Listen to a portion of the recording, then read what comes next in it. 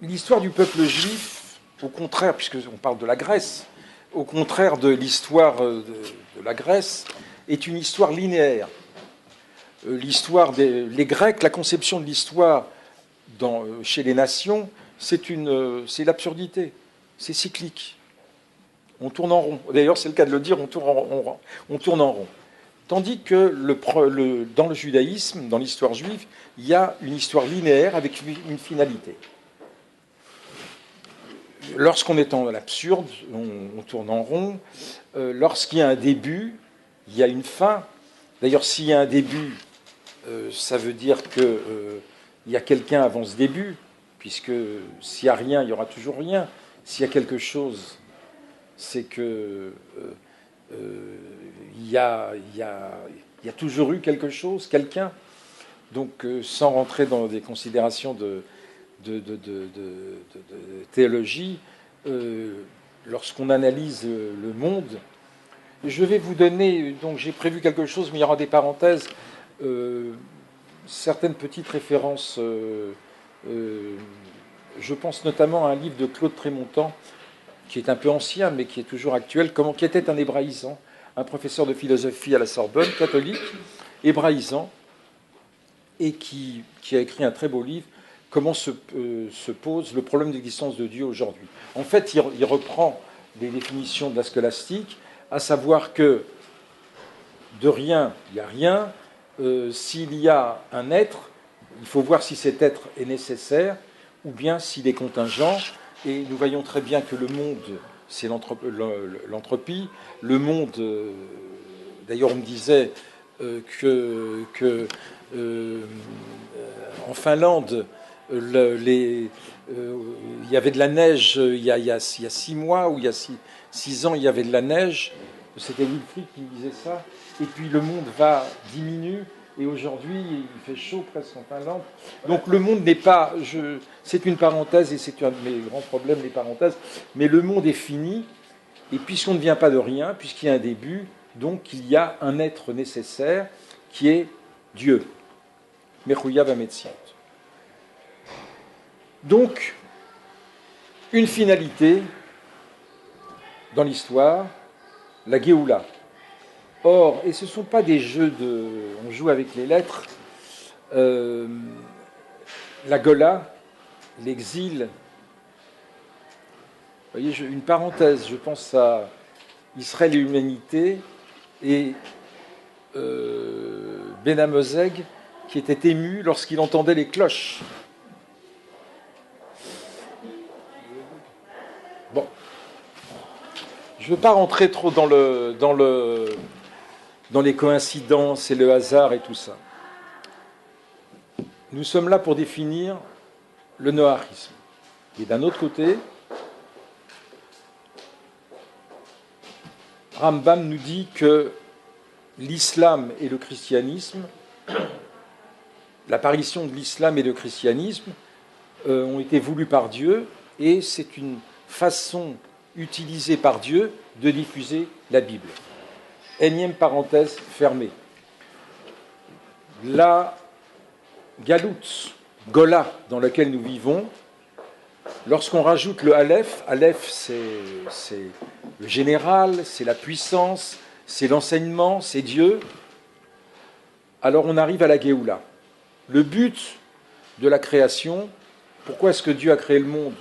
Nous n'avons pas d'explication, mais en tout cas, pourquoi il a créé le monde, c'est pour arriver de la galoute, de l'obscurité, à transformer cette obscurité en lumière et en arriver à la Géoula.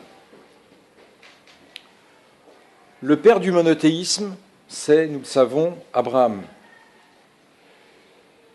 Et ce que je voudrais, après cette introduction, parfois l'introduction est plus longue, mais c'est mieux parce que c'est le cœur qui parle.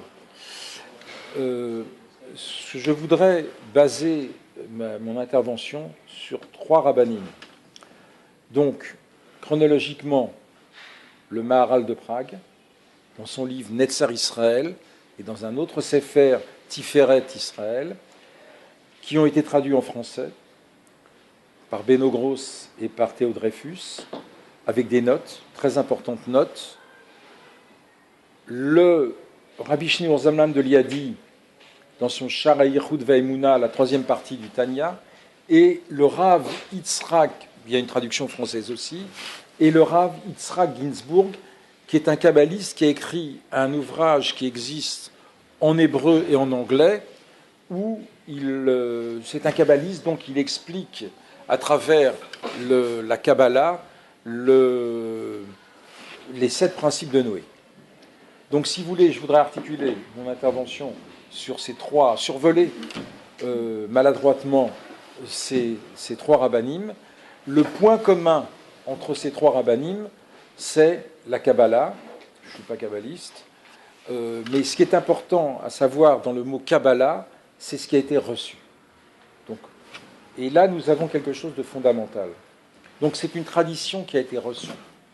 Ce n'est pas le philosophe qui aime la sagesse qui arrive, ça c'est Rachmé ou Motaolam, le sage des nations, mais il y a le pieux des nations, le chassid ou Motaolam dans les nations.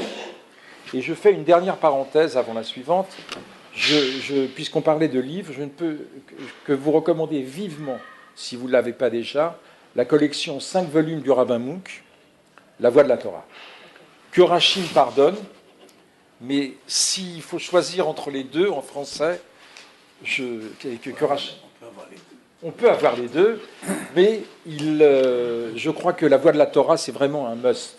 Parce que lorsqu'on lit la Bible, il y a des passages qui sont obscurs, mais lorsqu'on la lit à travers via l'œuvre du rabbin Munk,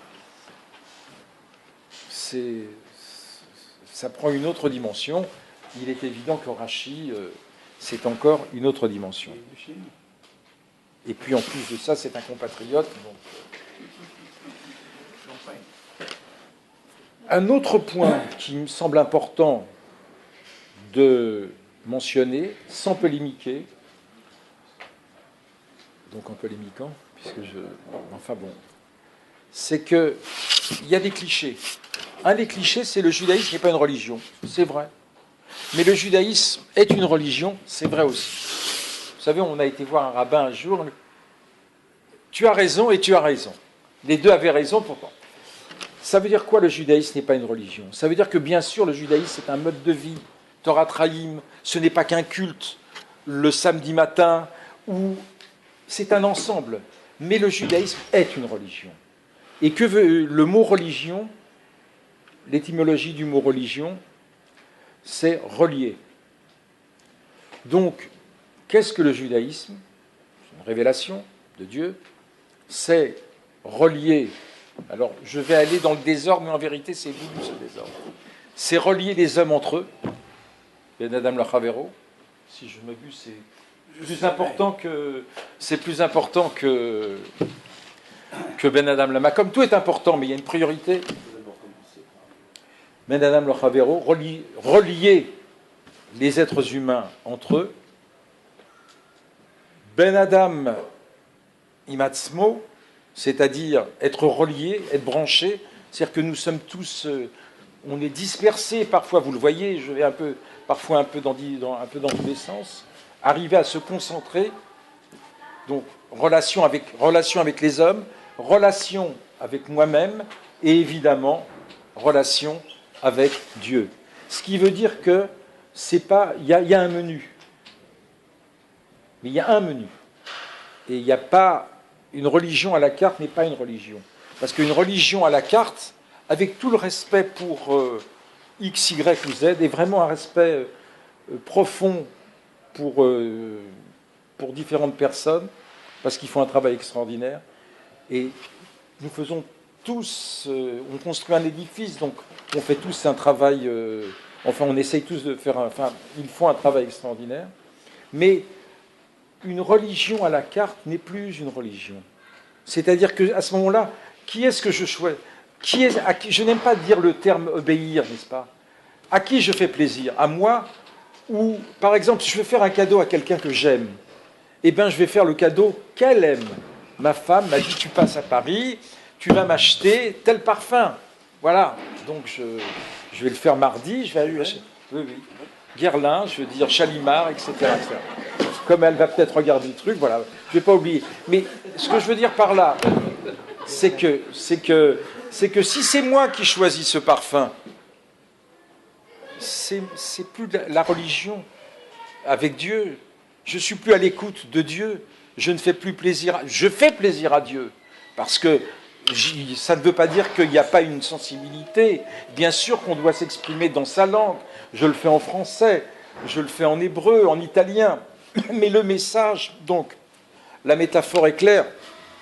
À qui j'obéis? J'aime pas utiliser le terme obéir, mais à qui je veux faire plaisir? À moi. Non, ce qui nous est demandé, c'est, et c'est ça la halakha, c'est de suivre la halakha. Il y a un menu, et pas de faire une religion à la carte, puisqu'il y a une interdiction d'inventer une autre religion.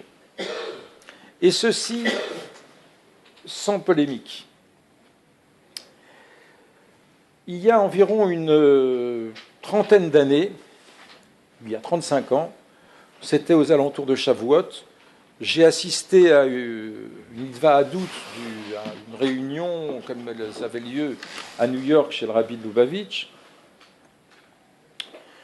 Et parmi les thèmes qu'il a abordés, il a parlé de la transcendance, je me rappelle encore très bien, de la méditation transcendantale qui faisait ravage aux États-Unis, en disant que le rabbi enfin moi je ne vais pas vous dire qui était le rabbi, je veux dire, mais d'abord c'était un précurseur, un révolutionnaire. Il faudrait trouver une méditation juive. Bien. Et puis il a dit, pourquoi est-ce qu'on a traduit le Shar Hayichud Va'emuna, notamment en français? C'est parce que la Emouna, dans l'unicité de Dieu, c'est quelque chose qui est pour l'ensemble de l'humanité, et donc c'est pour ça que cette œuvre a été traduite. Alors je ne vais pas résumer sur un pied ce que c'est que le Shar Hayichud Va'emuna. Il faut savoir d'abord que le terme Emouna, l'étymologie, donc le Rav Malka m'a dit qu'il est là pour me tirer les oreilles, si jamais je dis des choses qui ne sont pas exactes, mais pas en public, mais après. Donc, Emouna vient de Oumanut. C'est quelque chose, c'est pas la grâce et les œuvres, etc., qui tombent comme ça. Pourquoi lui? Je ne vais pas rentrer dans tous les œuvres, la grâce, vous voyez très bien ce que je veux dire. Bon. Mais c'est quelque chose qui se construit.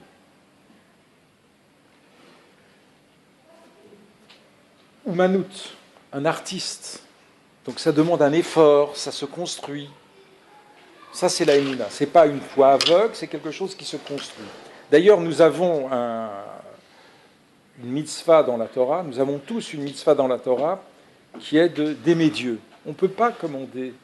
Comment est-ce qu'on peut dire à quelqu'un « tu vas aimer » ? J'aime ou j'aime pas. Et la réponse est la suivante. Shema Israël, Hashem Elokeinu, Hashem Echad, Ve'ahavta. Ou Vayadata Ayom, Ve'ashevota El Vavecha. En français, Shema, écoute, Tashma, réfléchis, écoute. Réfléchis. Israël, Hashem Elokeinu, Hashem Echad. Là, il serait très intéressant de voir le Rashi, parce qu'il dit le Dieu qui est le Dieu des Juifs sera le Dieu de l'ensemble de l'humanité. Et je dois vous dire que, pour ça que j'ai eu du mal à débarrer, lorsque nous avons tous chanté ensemble Adonolam, je me suis dit, c'est peut-être ce que le prophète Zacharie dit, que l'ensemble des nations va... Mais je ne voudrais pas aller dans le mélodrame et tout ça. J'ai eu un sentiment profond de... Donc, Shema Israël, réfléchis.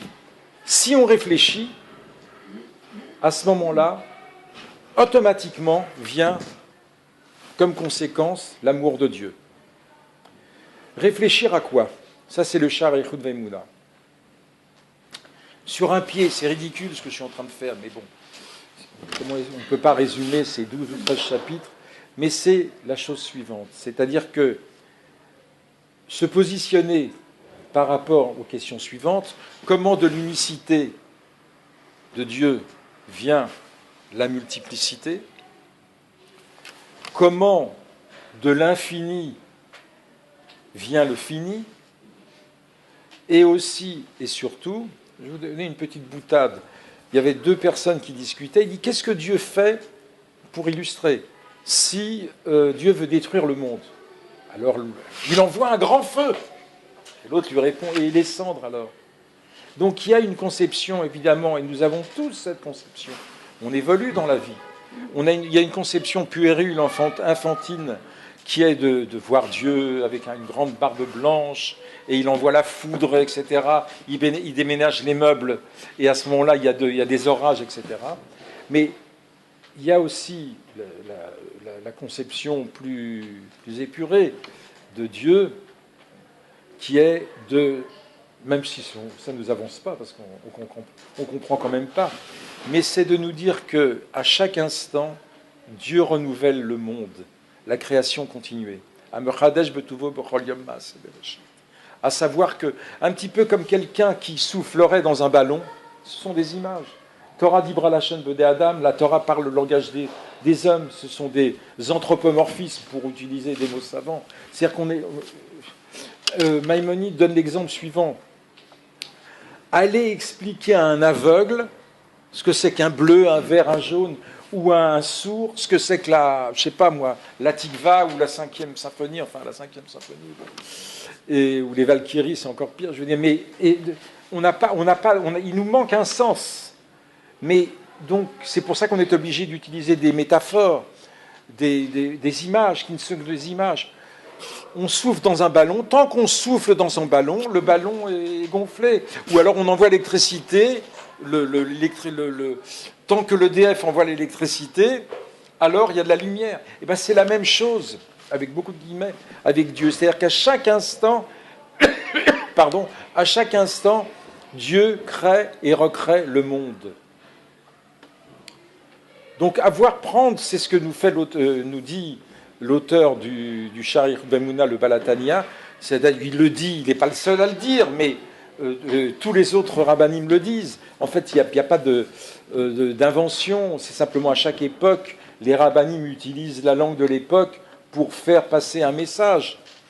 Donc à chaque instant, la création, il y a un renouvellement de la création. Descartes, le Havdil, parlait de création continuée.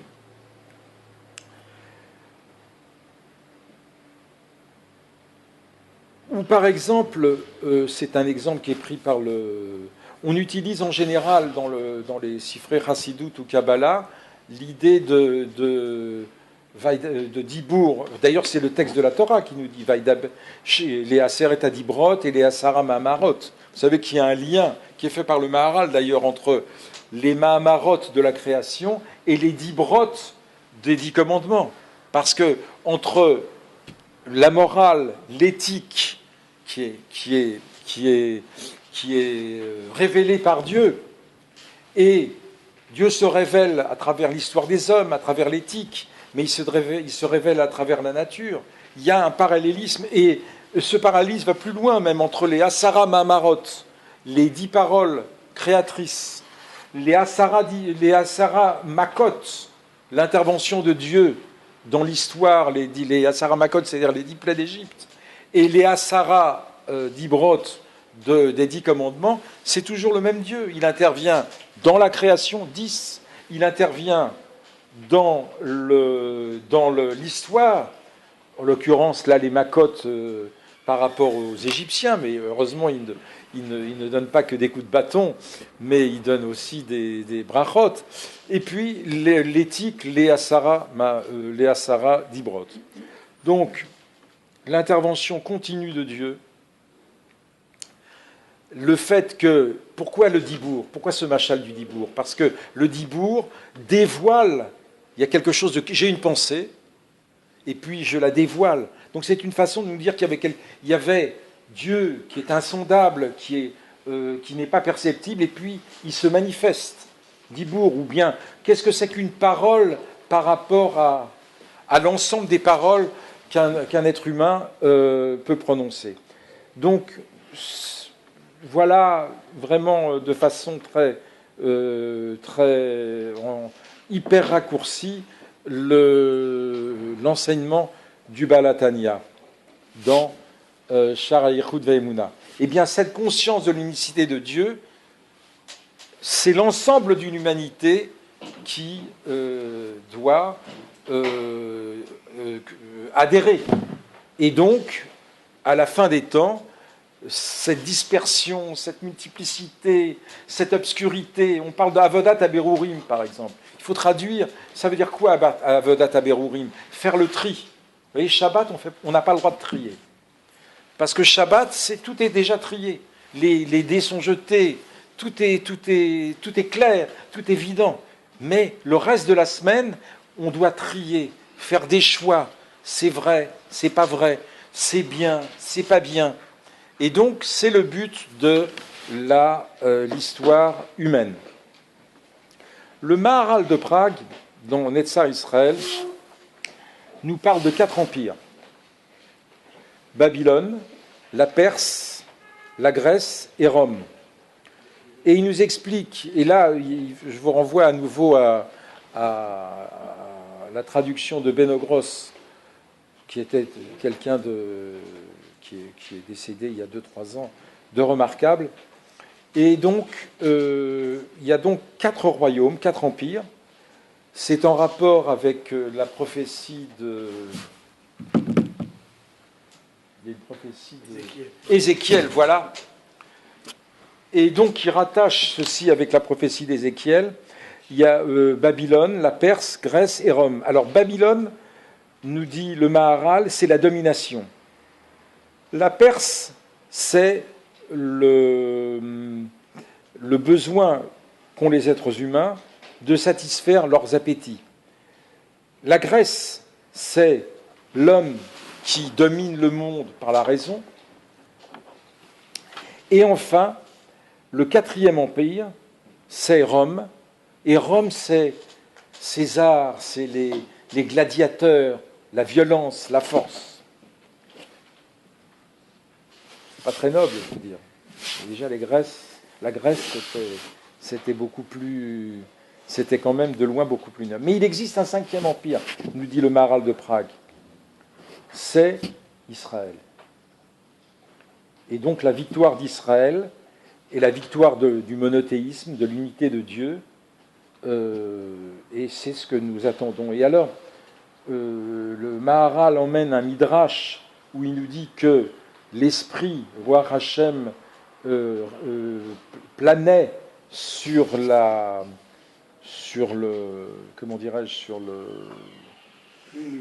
l'univers. Je viens de Los Angeles où je fais une fois par heure.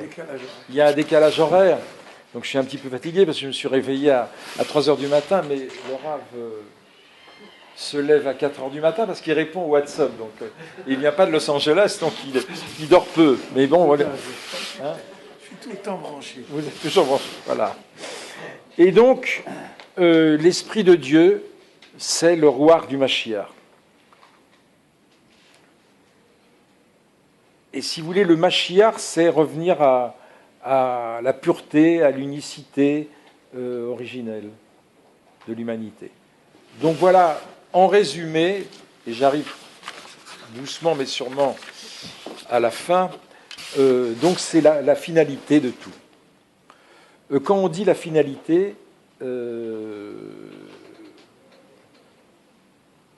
en fait c'est la continuité mais sous une autre forme. Et puis, 3e auteur, c'est Rav Yitzhak Ginsburg. Alors pourquoi j'ai pensé à Rav Yitzhak Ginsburg? On salue la présence de Rav Nissenbaum. Il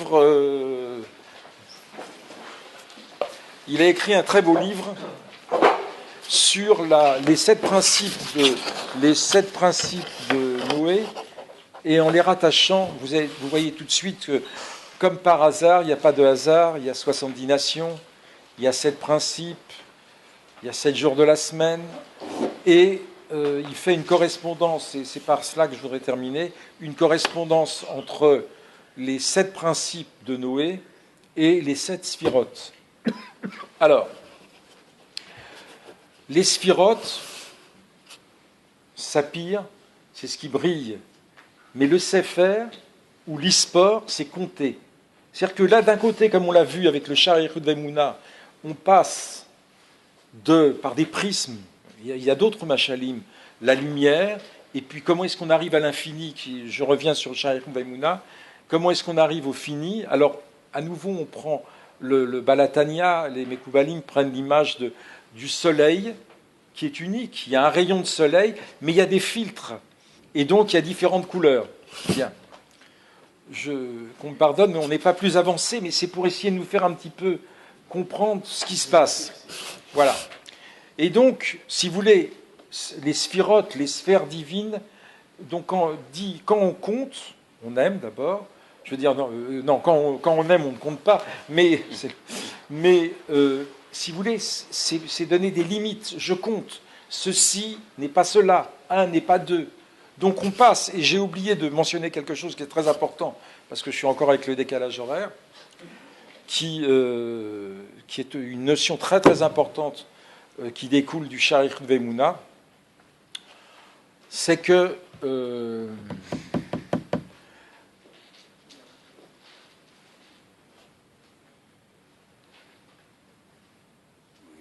Dieu a plusieurs noms. Vous savez qu'il y a un nom de Dieu qui est Elohim, la rigueur, donc l'immanence. La rigueur, c'est à nouveau délimité. Vous savez que le mot Elohim a la valeur numérique de 86 et Ateva, la nature, a la valeur numérique de 86 aussi. Et le mot Teva, c'est aussi Lidboa, c'est enfouir, ce qui est immanent. Donc,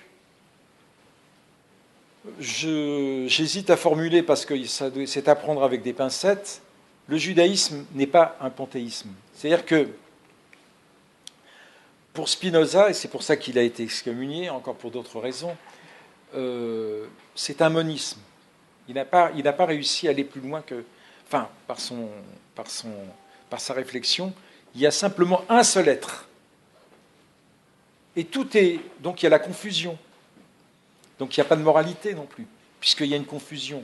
Il n'y a plus de valeur, on ne sait pas ce qui est le bien, ce qui est le mal, même s'il a écrit l'éthique, je veux dire, mais donc il y a un monisme, c'est ce qu'on appelle un monisme. Donc le judaïsme est à l'antipode, est au contraire de ce monisme, de ce panthéisme. Pan, je n'ai pas fait de grec, mais si je ne m'abuse, c'est la totalité. La totalité est Dieu. C'est vrai, mais c'est faux. C'est-à-dire que la totalité est Dieu, mais Dieu n'est pas la totalité. En fait, le judaïsme, ça c'est le Rav Shenzal qui m'a fait découvrir ça il y a pas mal d'années, il y a une quarantaine d'années, il m'a dit il y a ce qu'on appelle le panenthéisme. C'est-à-dire c'est une autre...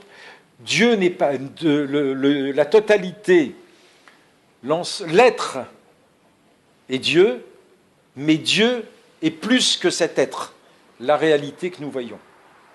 Donc c'est aussi quelque chose qui découle de Sha'ar Vemuna et que je n'ai pas mentionné. Donc, on va juste maintenant terminer par le Rav Yitzhak Ginsburg. Et donc, pourquoi est-ce que je le mentionne? D'abord parce que c'est quelqu'un qui est... Enfin, moi, la vérité, je n'arrive pas à enfin, ça, c'est pas une preuve, je veux dire, mon esprit est limité. Mais je n'arrive pas à le suivre. Mais il a écrit un très très beau livre, je vous recommande, qui est en anglais, qui fait le parallélisme entre les sphirotes, la Kabbalah et les 7 principes de Noé. Et donc, ce n'est pas un hasard s'il y a le chiffre 7 et les sphirotes. 3 auteurs, le Balatania, le Maharal de Maharal de Prague, le Balatania, et plus près de nous, le Rav Ginsburg, qui viennent nous éclairer sur toutes les ramifications, sur tous les aspects de Sheva Mitzvot Bnei Noach. On va